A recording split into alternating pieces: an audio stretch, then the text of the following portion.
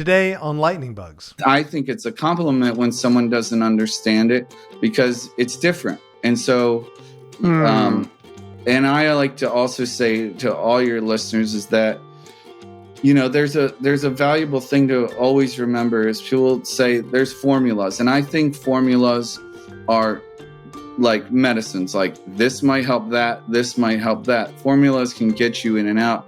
But the bottom line is anytime you've heard a great song, seen any beautiful art, seen a great movie, what is the first thing you say? I've never seen anything like that. And that's because it has to come from you. And I know I mentioned that last time, but I just feel always called to remind myself and everyone that when people don't get it, it's okay. Just that gives you more ingredients to go like, okay, I'm going to explain this better. I'm going to make this a stronger song. I'm going to make, it just makes you a stronger artist, I think. It's allowing yourself to just say, this is who I am, and how do I explain it the best way and give it out, and that I'm not judging myself. This is who I am, and I'm proud of who I am, and I'm capable of this, and no one has ever made anything close to this because it's from you. Hi, if you're enjoying listening to Lightning Bugs, please rate and review us on Apple Podcasts. It helps a lot. My guest, Derek Waters, is well known for his innovative TV show Drunk History. If you've never seen it, I highly recommend a good month-long binge, starting at the beginning with the show's humble beginnings, through to its fully bloomed, beautiful production on some fucking network, the name of which escapes me now. Whoever they are, they recently cut short the life of this amazing show. I don't watch TV anymore. Let me go down a little further. Okay, and I'm excited to see what Derek does next. Okay, I'm going to keep reading my intro. You've seen on many TV shows and films such as It's Always Sunny in Philadelphia, Santa Clarita Diet, Hall Pass, This Means War, I Love Lucy. He was on 3 episodes this year of Mythic Quest with Rob McKinley, his new show. Derek is, to me, one of the few rare neutral performers and invisible writers. He's just there. Most of us err on delivering. I've never questioned who he was or why he was there. His writing is often in the form of questions because Derek Waters does not claim to have the answers. When I was on Drunk History watching him work, he was equally invisible as a director, but the force of creativity was clear and the mission was motherfucking accomplished. And then some. Now that I've put the man through that intro, let's settle down and talk about creativity with Derek Waters. Welcome. Wow. Rip it up. Throw that away. 1, 2.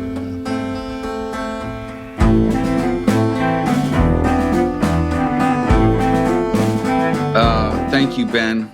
Oh, man. What a great intro. Cheers. You like the intro? I do. Did you add in I Love Lucy? Because that's a deep cut. I haven't brought that up in any podcast. I added that. That was kind of an improv. I like that. No. Yeah. I was in the pilot and I got cut out. Yeah. That's a long time ago. Oh, then yeah. And you haven't aged since. I mean, you really look the same as you did. The power back of in the 50s. FaceTime, it's this new filter. Thank you, Ben. Thank you for having me. I'm so excited to talk about creativity with you, who inspire me constantly. Last time we talked was also a podcast, sadly. And then we were going to talk between it, but just life starts to happen. Yeah. And 2 things really stuck out, and I thought maybe we could touch on that a little bit more because one of them was your exercise, which I don't like to play favorites, but it was in my top 1 of creative exercises on the whole podcast. It was so good. And in fact, I was asked to give an exercise of my own at a fundraiser for arts in Chicago a few days ago, and I just used yours. I credited you. Wow. It's so nice. Good. Well, do you remember what it was? Yeah, and I was going to give you an updated version of it. But yeah, I'll remind listeners if they didn't hear it. No matter who we are, we get in our heads. That's just natural thinking. Whether you work in art or work as a human, you get in your head. So there's things that I've always tried to go like, how do you get out of your head? Because once you get out of your head, you're the true you. And that's what we're all trying to get, because nobody can touch you. And the only way we can find ourselves is accepting who we are and just getting out of our head and being ourselves. So this thing I used to do where it was watching a sports game, specifically football was always the one that made the most sense for me, without any sound coming from the game, and then putting on classical music. Now, I think when I first tried it, I was like, I think this just would be funny, because all of a sudden now is making this,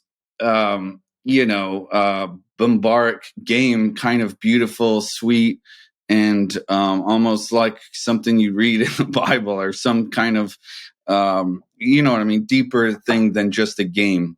And so I love that, because your brain is trying to figure out, wait, why am I seeing this and hearing that? So your literal brain, not even your creative brain, just your brain is trying to go, oh, now they're matching up with each other. Now they're doing this, that are in sync with that, when they aren't. You're creating that, which is the beautiful part of your brain. No one is seeing it the same way you are. And how do we get to that step as creatives?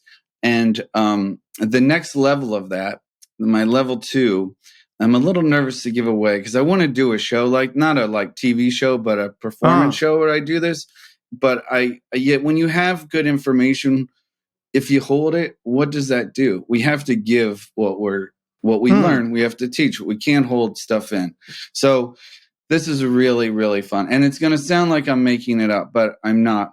So in the same way of getting out of your head, I did this thing and I was like, oh, this is better. So taking a movie that you've seen 8 million times, you just know every shot, you've heard every joke or whatever it is, play that movie without any sound, and then turn on a soundtrack, nothing with words, a soundtrack that's instrumental, that is usually on a totally different angle than that film. So the one I highly recommend is watching Boogie Nights, no sound, with the Willy Wonka soundtrack. So mostly just the opening. Now, any opening to a movie and any opening to any movie is going to have a similar, like, we're getting you excited. We're getting you excited. Mm-hmm. You're going to be in this world. But doing this same kind of exercise, your brain starts seeing like shots that you never picked up, because maybe the audio somewhat not distracted you, but you were invested in that audio from the film, and now you're just looking at it as shots. So it's just a way to kind of get you out of your head. And as creatives, what is our goal is to see things differently and to explain how we see them differently. And that's a really fun one to play. Also, Jaws with Beetlejuice. Beetlejuice soundtrack with the movie Jaws.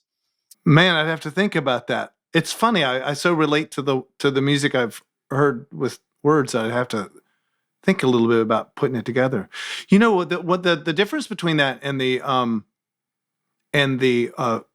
football or the sporting one is that in the sporting one is live drama that's not predetermined at all, while the other thing is humankind's imitation of the drama of real life.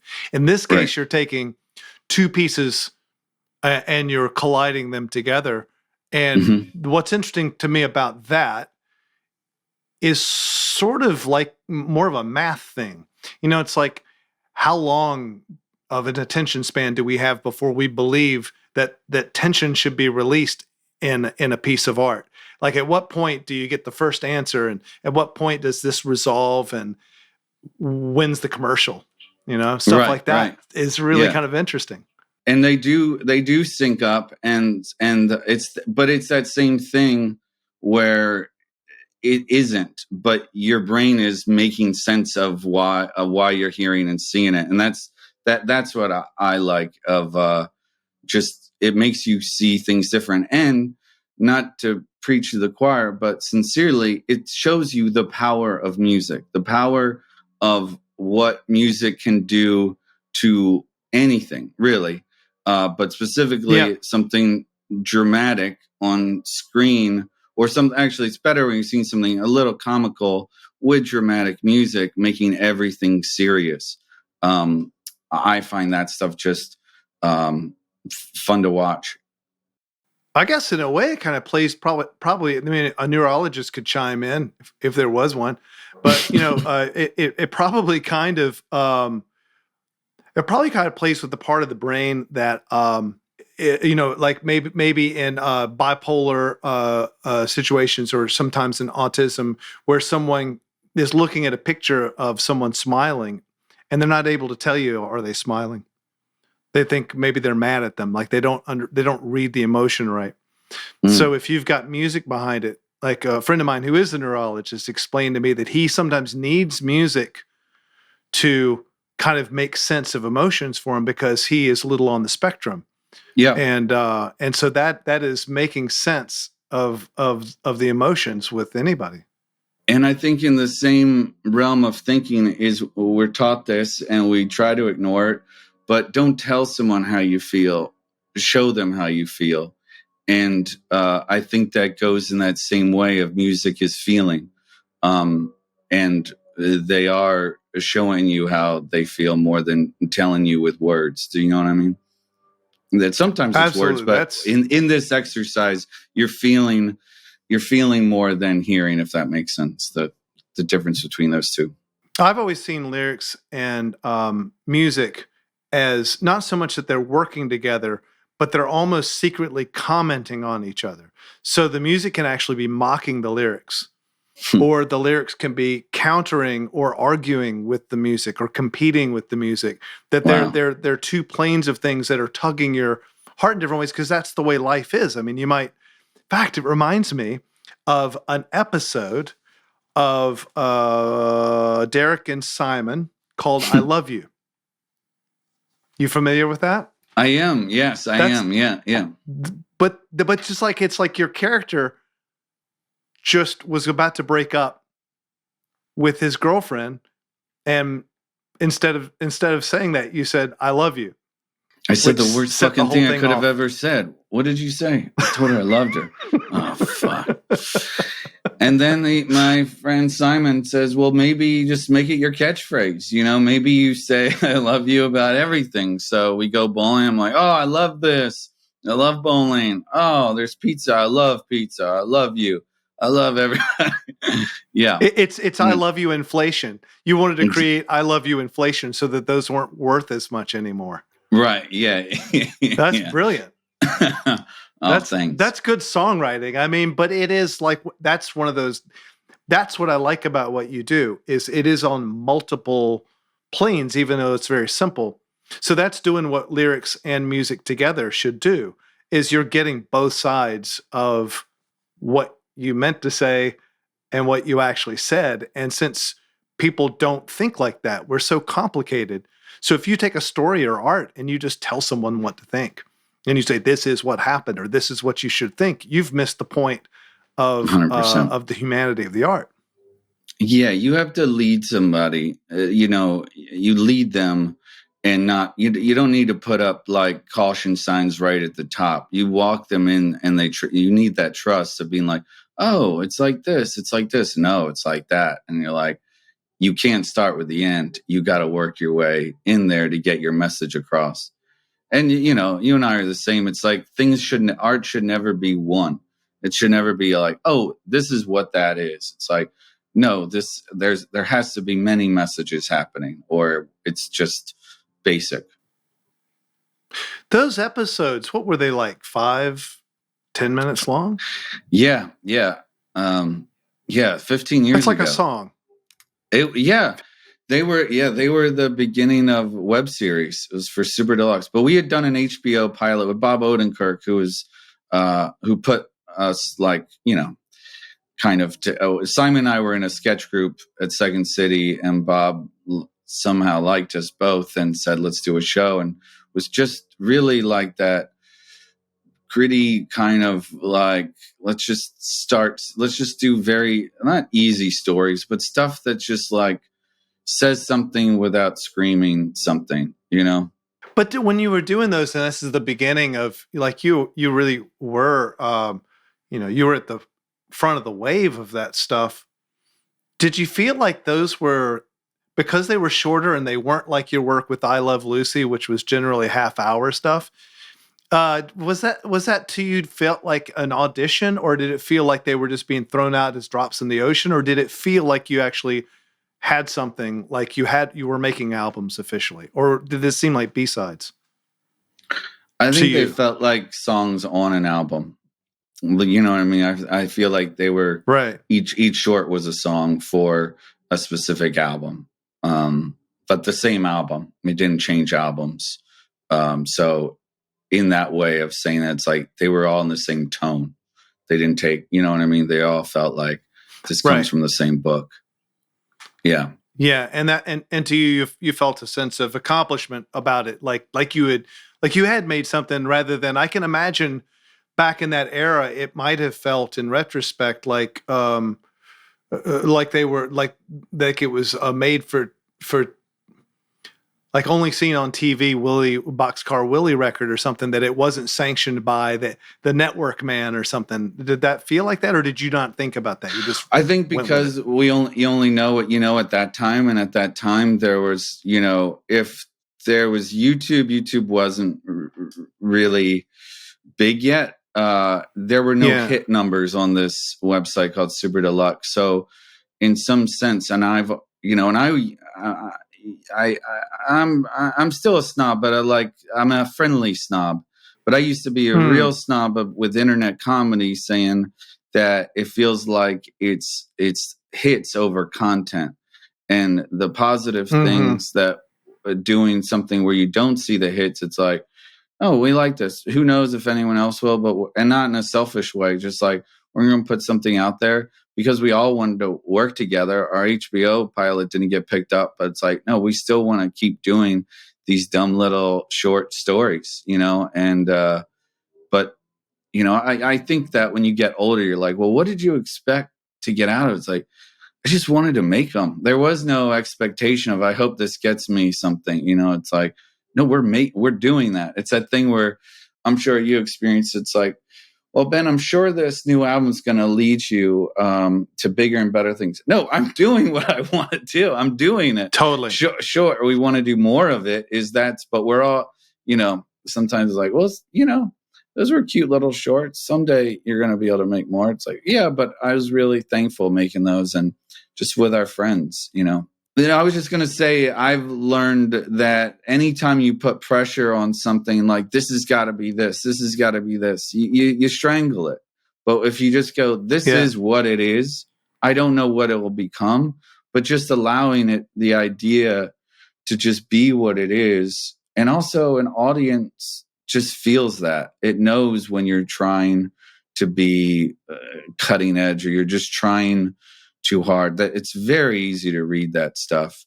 And I think we just have to make stuff that we believe in, that we think more people should know about, or just, I don't know, just doing stuff that we're confident in and that we enjoy. You can always tell when people are enjoying what they're making, and those that aren't, I mean, first of all, you mentioned getting out of your head, and the importance of that. And like my little intro, like I really think, I don't know if you know what that means. I don't even know if I know what that means, to tell you the truth, but there's something really neutral about what you do.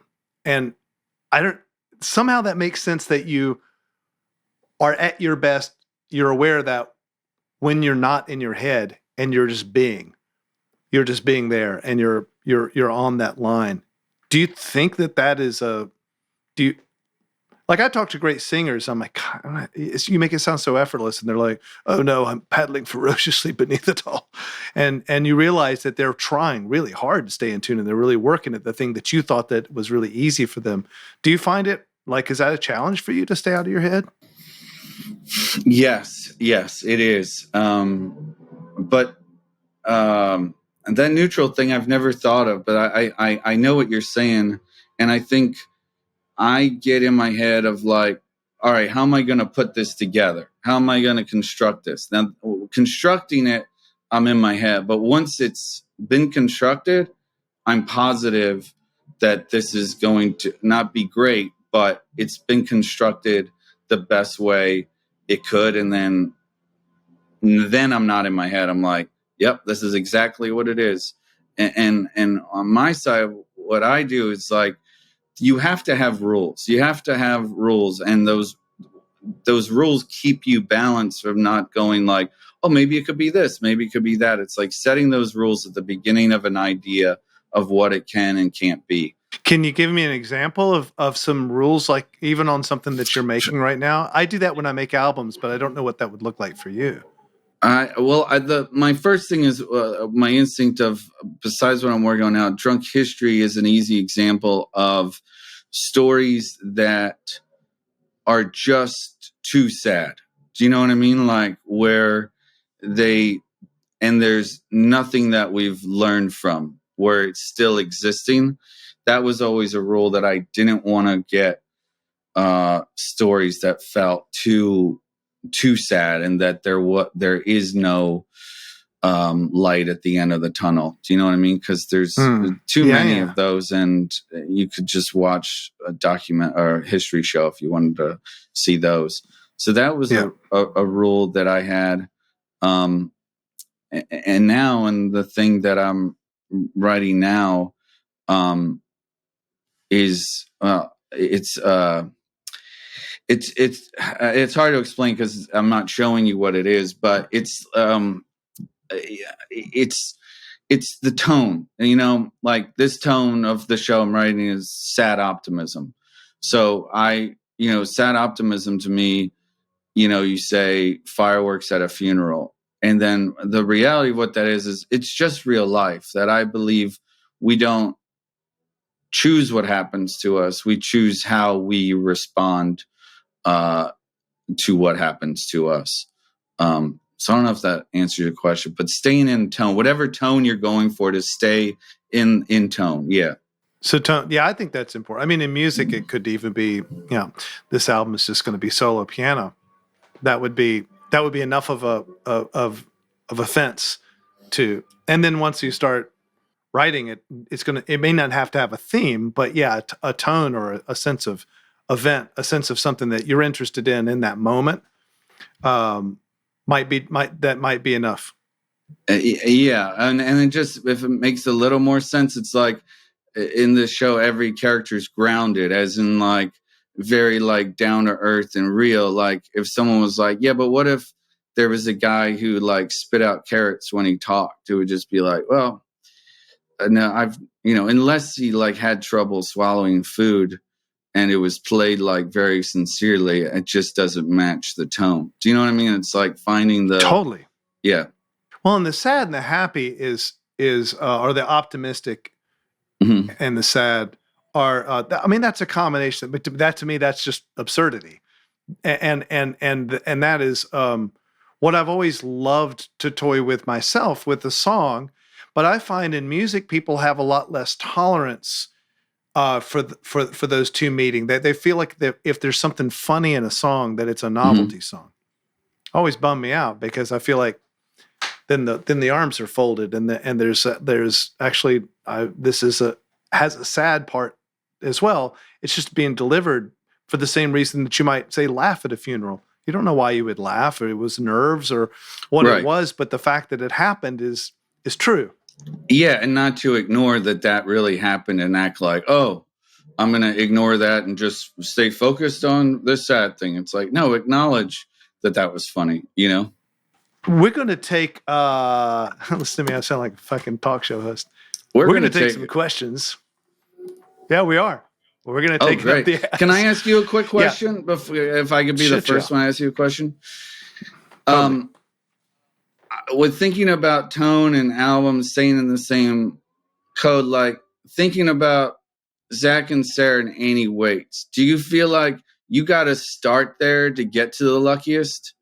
Like order of songs on albums, like how important is that to you? Of like, is the goal that this would be listened to in chronological order in that time? We know it's a different time now, but in that time when you're writing Rock in the Suburbs, like, do you think about that? Like, we got to start off hot and work our way not down, bit. but I mean, yeah, a little bit. I wasn't thinking, and I don't normally think thematically as much when sequencing like that.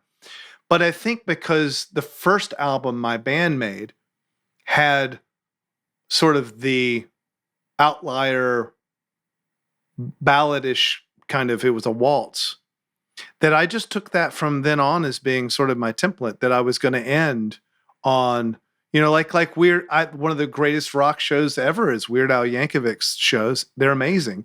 And at the end, he like comes out and sings Close to You by the Carpenters.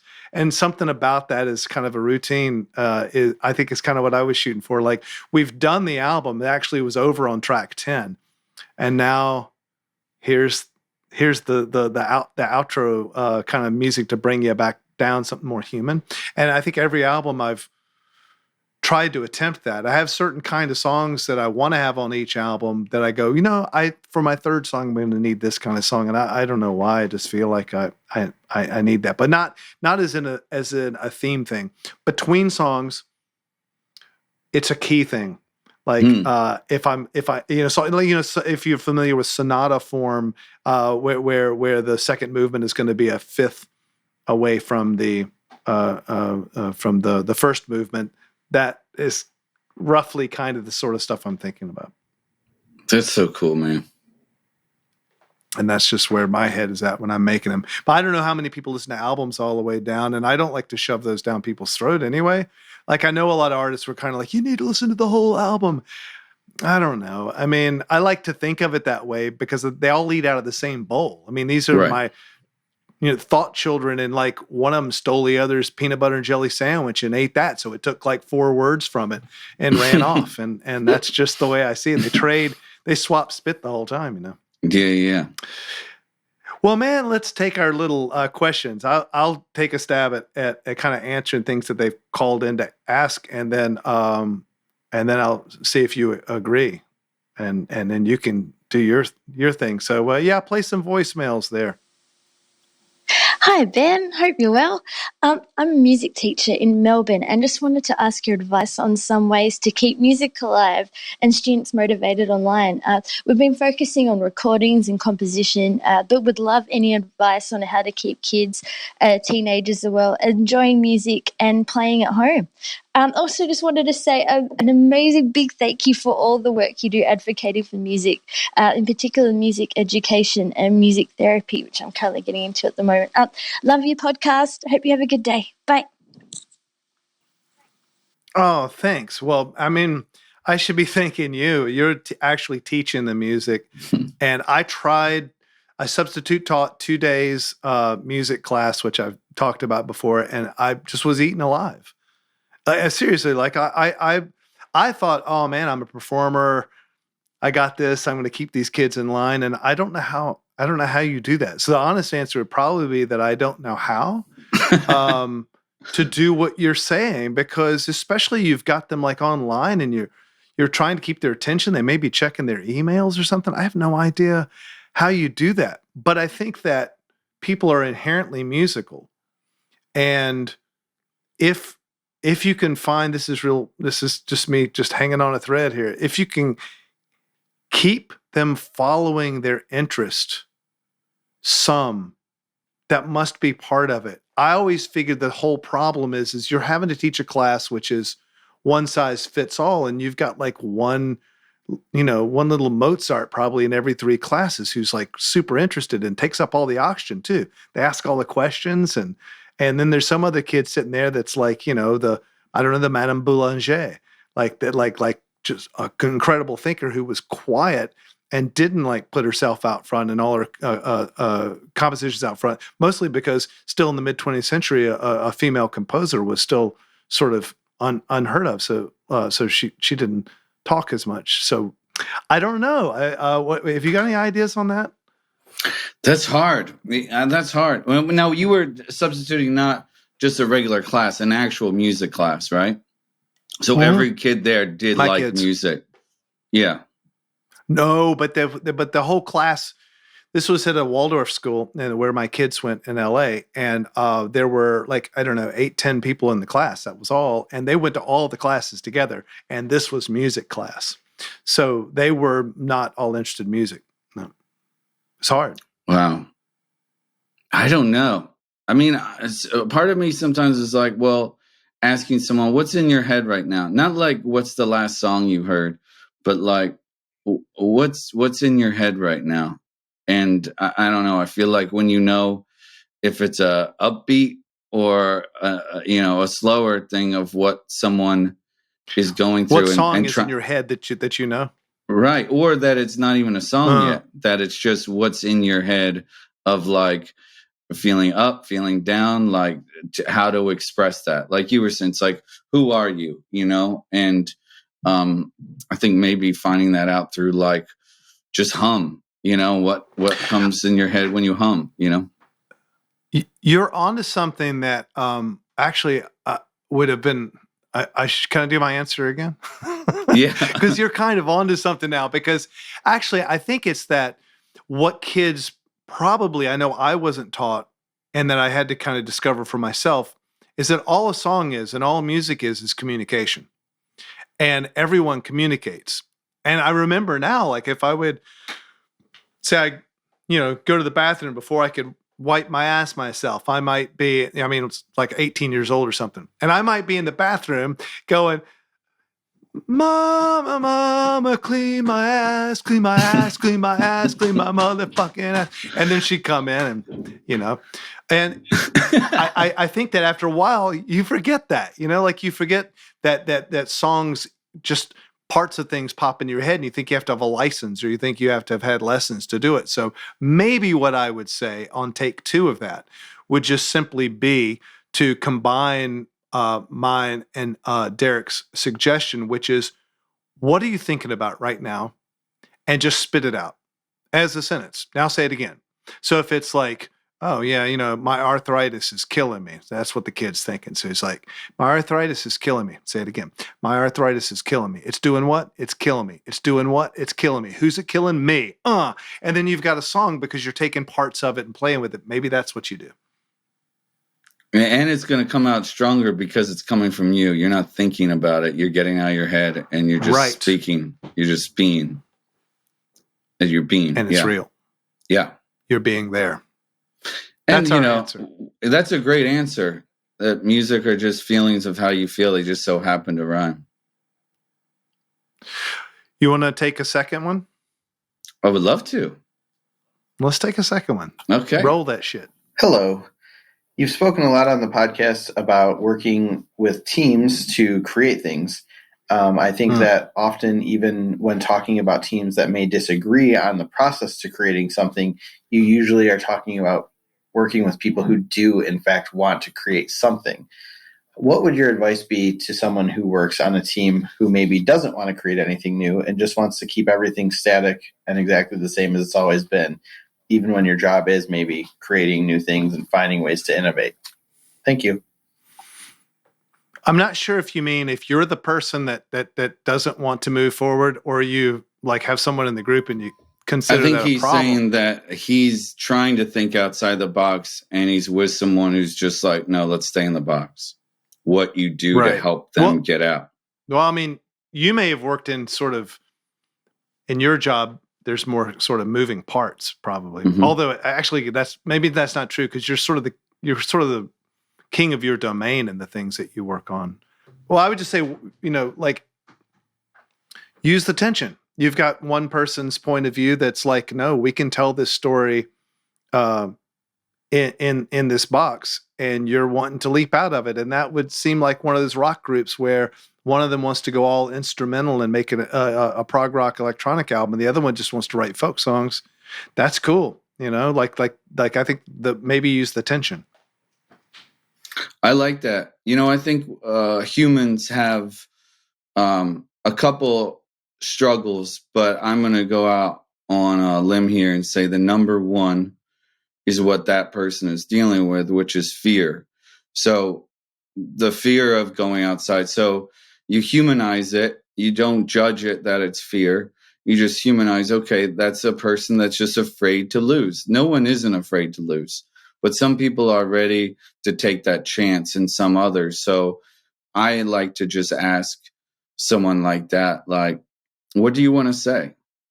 It's like, do you want to speak for others? Nobody wants to speak for others. We want to speak for ourselves. Like, what do you want to say? Why do you want to say it? Now, how do we say it? And I think it's like, I think people are just scared that, or I don't think I try to give them the benefit of the doubt that it's not that they don't want to think out of the box. They're just scared to, because it's new and everyone's nervous about new, but new is exciting. It's just risky, but we're only here for a little while. We have to take those risks. Yeah. And really, I think almost anyone that's ever made anything will tell you that they couldn't have done it without a lot of failure. I mean, so what are you risking? Well, you're risking the possibility that you'll fail, which means you're going to get somewhere. I mean, because you have to. Like, you have to. What you do has to shit the bed sometimes. And you have to feel like, oh, that's not what I meant to do.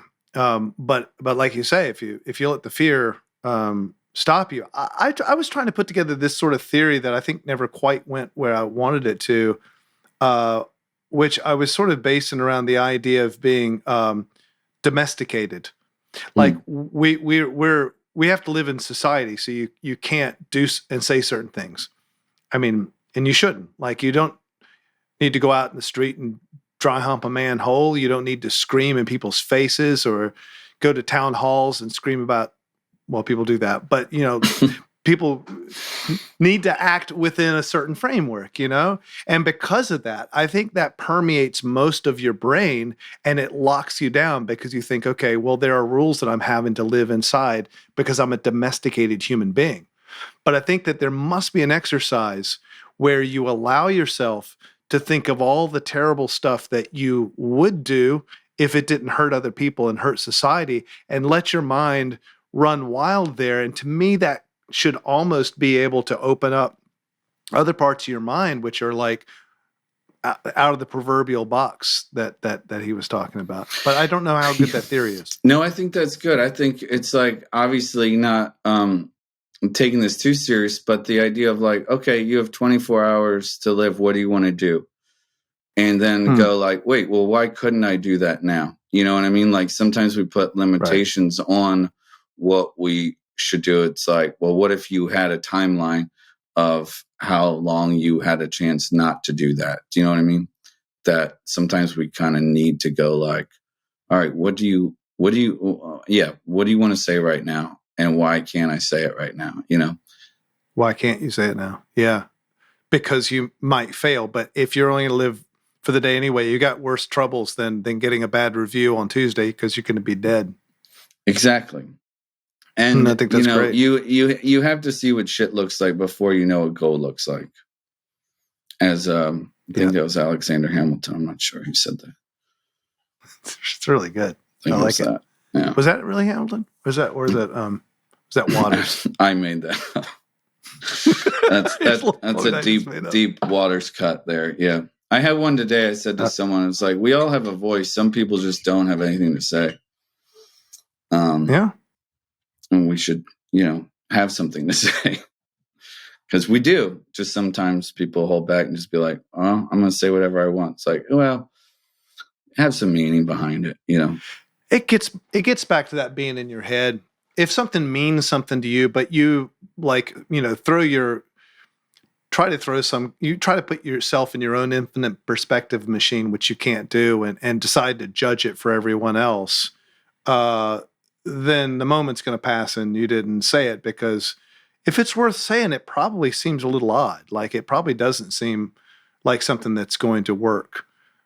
But if you mean it, you should. I mean, I think the thing that makes things fail is not that it's not what we were trying to say, but is a lot of the skill involved in actually delivering it, which is where you get in your head. Like you were saying, like, I'm in my head while I'm making the framework of this. Yeah, because you're nailing it together and you're putting the stuff together. You've put TV shows together many times now, so you know about the nuts and bolts of them. Yeah, you get in your head, and to a certain degree, if you had a great idea and you use faulty beams or something, it might not do what you wanted it to. Exactly. Yeah. But you're a craftsman now. Like, you gotta be. And you're like, well, I forget how you phrase it, of like, you probably don't have to deal with that, but here's the bottom line: is they're gatekeepers in every world, in every creative world. Unfortunately, they're gatekeepers. There's like, you can't ignore that there are people that play roles that allow you to get your ideas made. That's just the bottom line. And to remind yourself that they're going to say things like, yeah, but what's it like? What does it sound like? What does it look like? Is it something familiar? It's like, it's coming up with a way to go like, no, it doesn't. This is its own thing. It feels a certain way. It's why most things I've ever done, I've shot them first, because like Drunk History, when I used to pitch that before I shot it, people said it sounds too much like Jackass, which I still have like really been bothered with. I'm like, what did they think? Like, hey, buddy, remember when you got drunk last night? Check this out. Here's Jack Black moving his lips to your fucking drunk ass. Like, what kind of show had that been? So it's like, you can't judge it. You just go, okay, well, how can I prove my idea?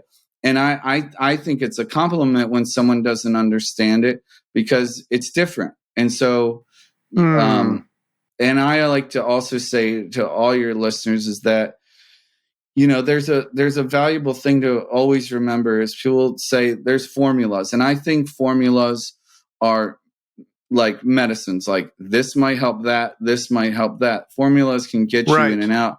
But the bottom line is, anytime you've heard a great song, seen any beautiful art, seen a great movie, what is the first thing you say? I've never seen anything like that. And that's because it has to come from you. And I know I mentioned that last time, but I just feel always called to remind myself and everyone that that when people don't get it, it's okay. Just that gives you more ingredients to go like, okay, I'm going to explain this better. I'm going to make this a stronger song. I'm going to make, it just makes you a stronger artist, I think. And you can't have too much affirmation at any point in your creative career or your creative life. I don't think we can hear it enough, which is that it's incredible that everyone is actually unique. So to get a little new agey here, it's amazing that you can travel around the world. How many faces do you see in airports and streets and all different, races and persuasions? And you're like, you never see the same one twice.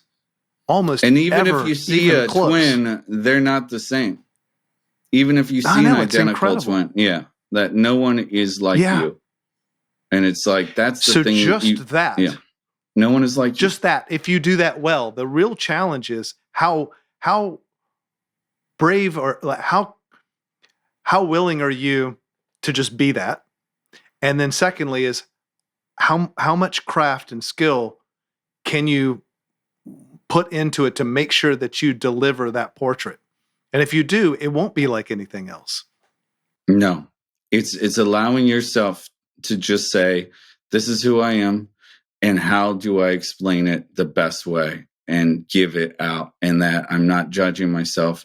This is who I am, and I'm proud of who I am, and I'm capable of this. And no one has ever made anything close to this, because it's from you. Whatever you're working on next, are you in the self-doubt stage of it, or have you passed that? Where are we now? I'm in the part where I've taken it to all the gatekeepers, and all the gatekeepers have said no. So now I'm reworking it to shoot it on my own. And that's not, again, a poor me case. That's like, no, I think it's another idea that has to be shown visually to get people to understand the world. So I'm doing my best of trying to get to that next step of like making that to show them what I mean, and not tell them. Yeah. And you said, you said that earlier about, you have to show it, not explain it. And that's where you are. I think, look, I love that people see can see that side of the process with you, it never gets easy. It just never gets easier. It may get harder, but it doesn't get easier. At least not in my experience. No one doesn't struggle. There's always a struggle. So that doesn't mean it's not negative. There's always a hurdle to climb. I could sing Miley Cyrus The Climb, but I can't sing. But that's a great song. It is all about the climb. I like it too. It's a great song. It's a wonderful song. But it is one of those things that we all know the same things. We just have to be reminded, that everyone's dealing with the same stuff. Some may have it easier. That doesn't mean they're not going to struggle in some sort of way. And it's okay to struggle. And I know I've been here 21 years that if I didn't struggle, I would never be where I am. There's no way. I had to do that because you need to fail. You've said it before. And if you haven't failed, it's not like, oh God, I got to fail at something. It's like, no, no. Then more power to you. You might soon. Yeah. If you haven't failed, maybe go to therapy and talk about it because nobody's perfect. A little weird. Man, it's really good to see and good to talk to you again. Man, I love hearing your voice and seeing your face. Yeah, same here. I'll get my ass out to LA one day. Please, we need to do another sit down. I'm very excited. Another sit down, some deep thoughts. The thing is, kids, about our little conversations we normally have, I don't know what it's like when we're having to be performative like this, but just having a beer or something, there's not many people where you sit down and you just immediately begin talking about ideas. Don't talk about what happened or someone else or story or anything. I don't think we've really ever done that, and I look forward to that because it's time. So. Me too. Yeah, the connect with people. That's what we all need to be doing, and be around the ones we're inspired by. And are you going to do any kind of live stuff of any kind coming up locally, at least, or? I'm hoping to. I was just asked to do a 15th anniversary of Derek and Simon, so it's funny that you brought that up. So I'll let you know if I do that. Yeah. That was a lot. I mean, I can't believe it was actually 15 years ago. But yeah, man, thank you for having me. I love your show. And I think it's just so important I always go man, there's someone out there that's just really struggling and no one's going to have the exact answers, but to be reminded that what you have in your head is good enough. Just remember that what you have is good enough and just go with it. Let it be. Thanks, man. All right. I say wrap it up. You got to give a toot. You got to give a hoot. Derek Waters wants you to care. He's playing his slide whistle. Double fist in the slide whistle.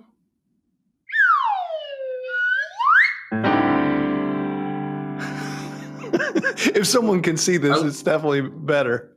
Gotta give it two. Gotta give it hoo. No, and then you go, nobody understands what we're here. We gotta do, and then it builds. I think that toot is the big intro kind of ride. That's a verse. What do you think? I like that. Nobody understands.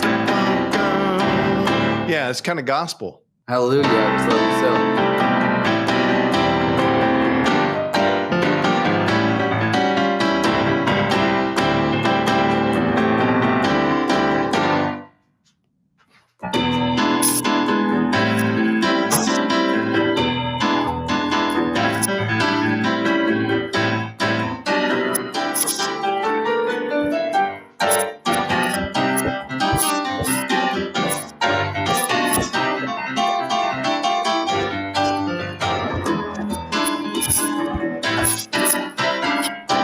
Gotta give it to you. Awesome. We had done it. You guys didn't know what we were doing. That was great.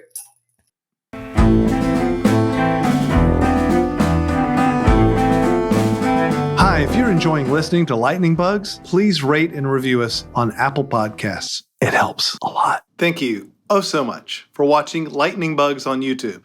Check out more episodes and subscribe if you have not already. You can also listen to Lightning Bugs wherever podcasts may be found.